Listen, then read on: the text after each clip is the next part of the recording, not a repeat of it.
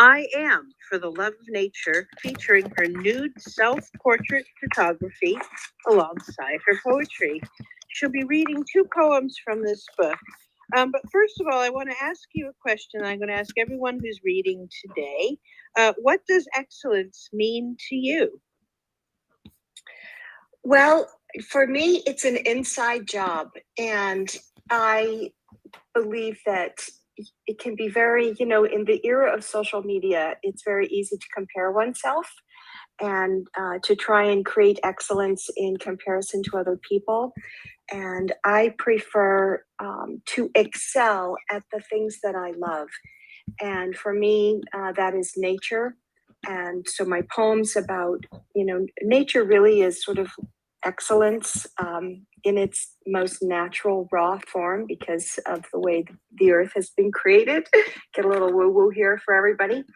But my project is about helping us actually accept ourselves and our flaws as part of how the excellent ways that Mother Nature accepts us, and to fit in and harmonize with nature rather than striving for false standards. And this is where I will put a little plug in for my photography is very minimally processed. And there's kind of a popular trend, especially in NFTs, for nature photography to be so hyper processed that it almost looks unreal. Much like outer space, which the photos we have of outer space do look amazingly unreal. But I'm concerned that people will go into nature, not see what they've seen in the photography, and then discard their trash and say, oh, well, this horseshoe canyon that I've seen 1,000 times on Instagram doesn't really look like that. It's not worth protecting. So it's sort of an interesting line that we're playing with the joys that come from striving for excellence.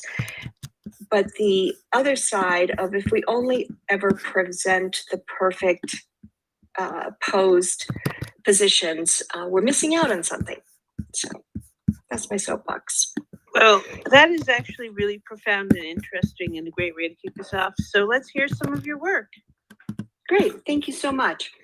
The first poem I'm going to read is called Saying Goodbye to My Merchandised Self. Sidebar, a few of these photos I have minted, and I'm planning to mint the entire series coming up soon. So, saying goodbye to my merchandise self. I never imagined I could feel so full of my own soul as to dwarf a container ship packed dense with goods and bads, ferrying stuff I no longer want and largely never needed. There were times I thought this impedimenta could salvage me from the trash talk I buried myself in.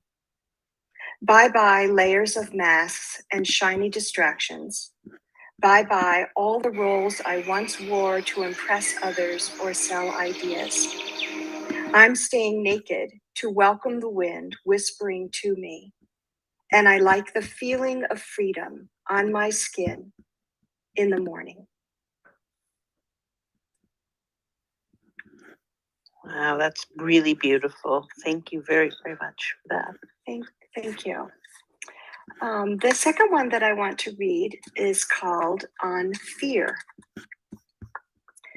And it addresses some of these same issues that I was just talking about. Sort of my other sidebar is the metaverse is so exciting and appealing. And yet for me, there are still issues to be dealt with here on planet Earth. And nature really does tie into that. So on fear. Some people are afraid of nature.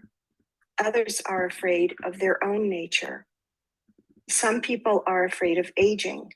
We're told life belongs to the young.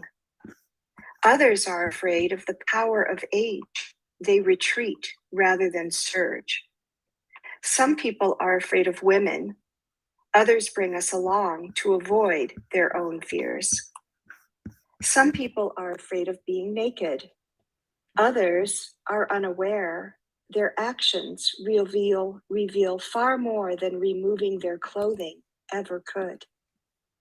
Some people are afraid of being exposed. Others share too much, hoping the noise hides their deeper fears. Some fear being vulnerable. It feels like weakness to them. Others find power by hiding. No matter, I long to see you naked, really naked, wearing only your soul and your true nature. Oh, that's absolutely stunning and incredibly powerful. So thank you very, very much for sharing that. Definitely a really great opening to our theme of excellence. If folks want to look at the top of the spaces, thanks to Jessica's kind tech support, I figured out how to pin tweets to the space. So I'll be pinning tweets from each of our readers as we go. Please check out their work. Please follow folks in the space and retweet folks. That's how we build our community. So with that, who would like to speak and read next?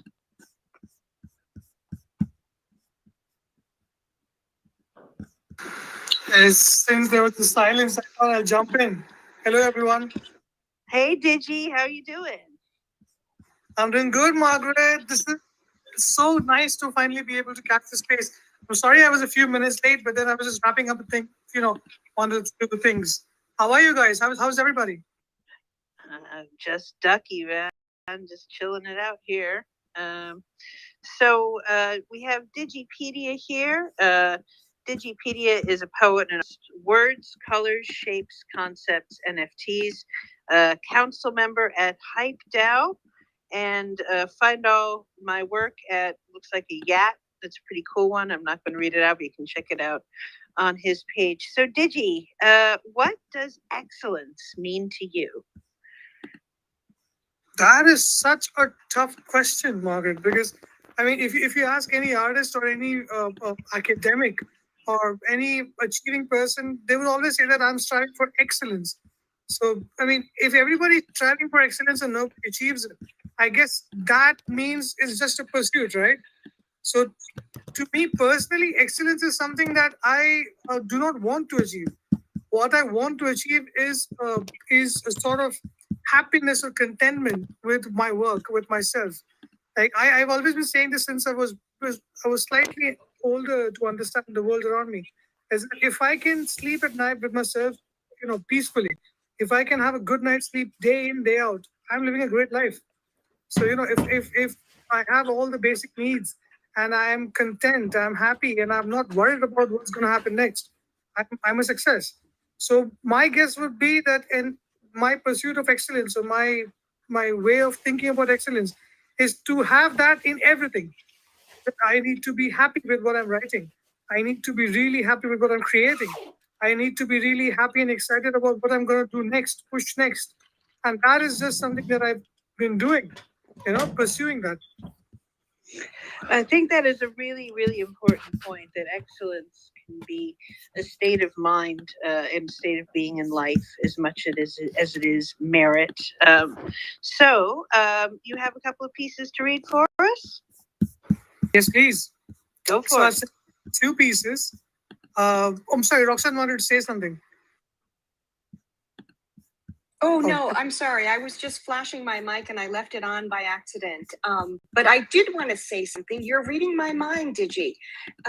Digi hosts a Friday poetry reading, and it's grown so much. There were 70 people last Friday. So follow at D3T3 Digipedia to make sure that you get notices of those other open mic poetry readings. Thank you for doing that, Digi.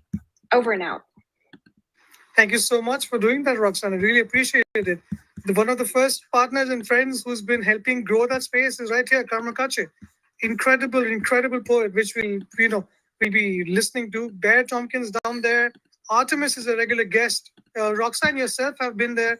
Margaret has been one. So yeah, it's a great space. Marinda is always there. We have a great time. Okay, so not taking too much time plugging our own space, I would like to read two works today. It generally, when I write work, I try to write a narrative kind of a story. Like, I like to tell something with my medium. Uh, for me, that is some kind of maybe fictional story, surrealist story, something different. So with that said, I like to go on to the longer one first. It's called The Light. Two thieves, they stood there to steal the glowing light. They had planned it all out, but didn't think it was so bright. They looked at it in awe, spellbound and in disbelief. The light was so powerful, they could not get relief. As one moved to touch it, the other jumped at him. Before the first could reach, the second touched the rim. The light did not seem hot, but the touch brought pain, and he crashed into the other, so he too could not gain. The weight of the first, he pushed and moved ahead. He too now touched the light, and he too felt pain instead. Then they both sat down and thought long and deep. What could they do now for this light to keep? They had no cups or vials, no pots, nor pans alike. Neither did they have bottles, not even their shoes to hike. Before the other could think, he first went close again. He cupped the glow in hands and felt the pain again. He took his hands to mouth. In pain, he opened it up. With tears in his eyes, he drank from his hand's cup. The light went down his throat and settled in his gut. His eyes began to glow. The other now felt the glut. They quickly consumed it all, and then they could not move. Later, they slowly stood up, and they started to move to a groove. Slowly, their bodies now floated, and their eyes began to shine. They moved toward the heavens as vessels of the light divine, as vessels of the light divine. Oh my God, that sucked me in.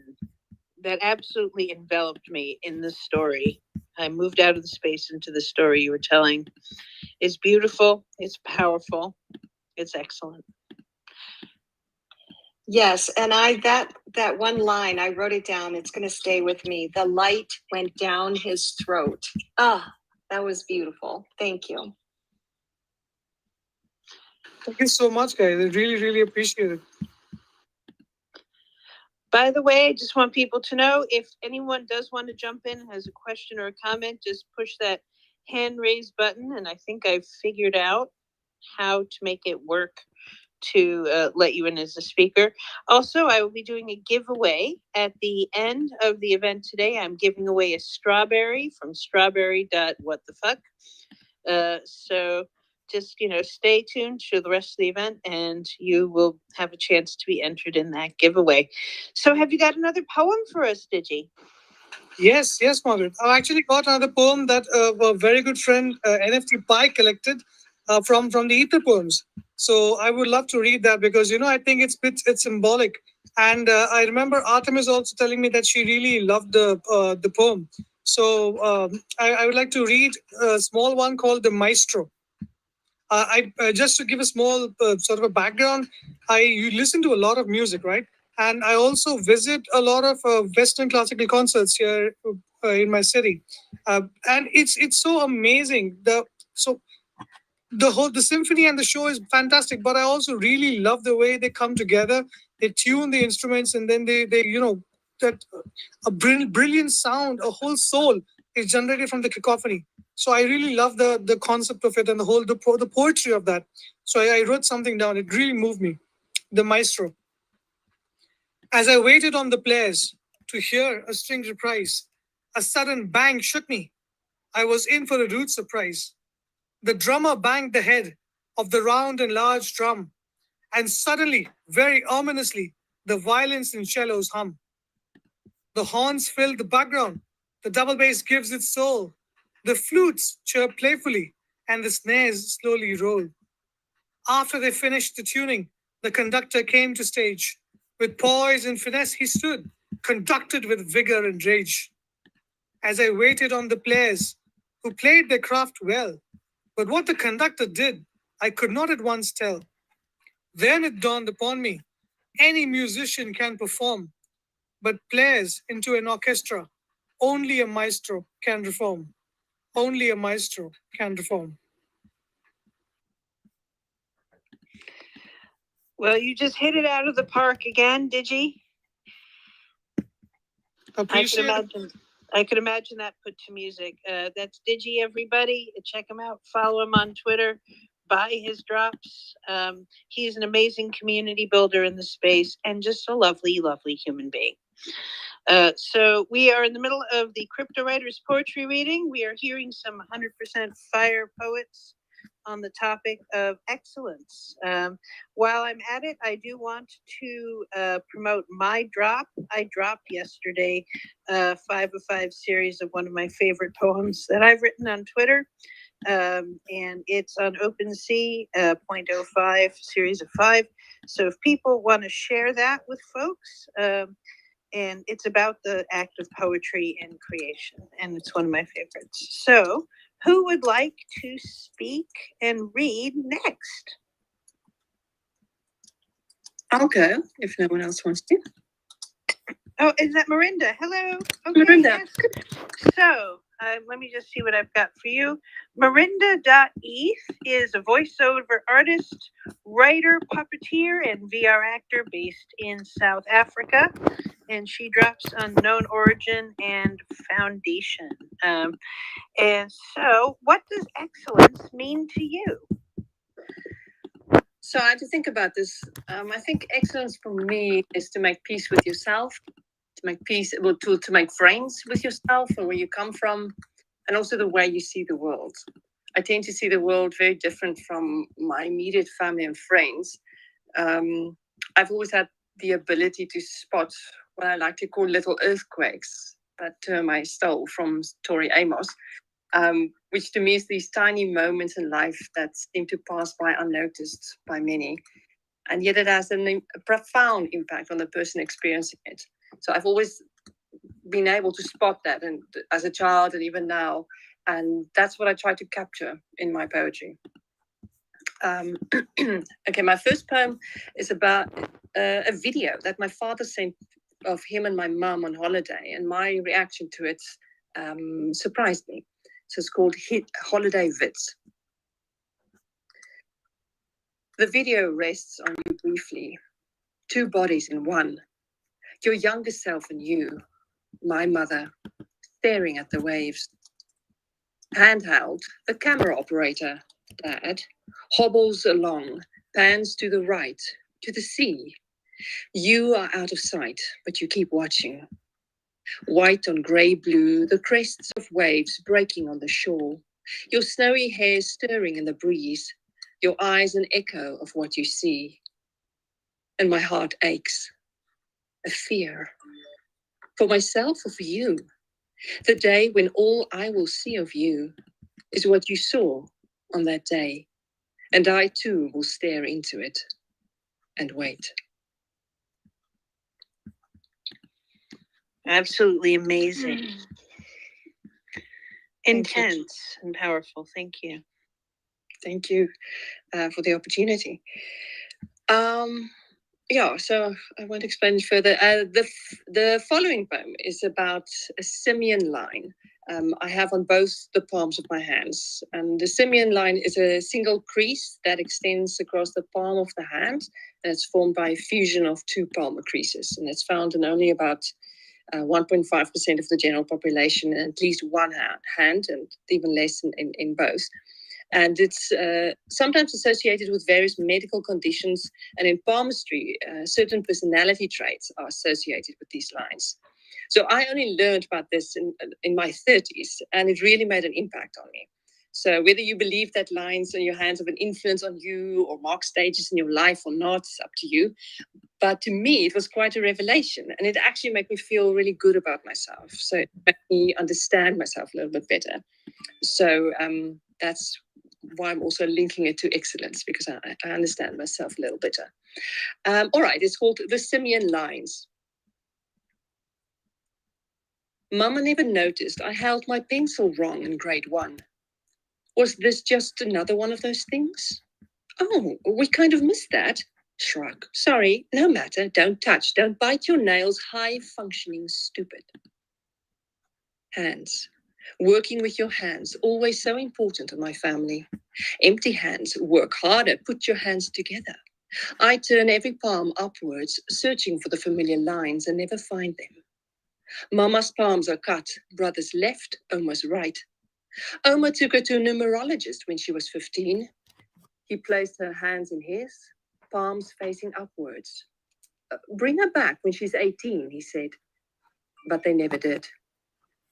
Opa Bueta died mysteriously. When the praying didn't help anymore, they brought in a sangoma. Mama sees the dead and hates talking about it. I feel so much and tell no one. Until you learn about the lines, then it all makes sense. Detachment and emotion all entwined. Logic when you should be crying. Shouting when just a nod will do. My hands carry all your lines. I call my fingers in, palms hidden, keeping mum, the roads I choose, etched in my skin.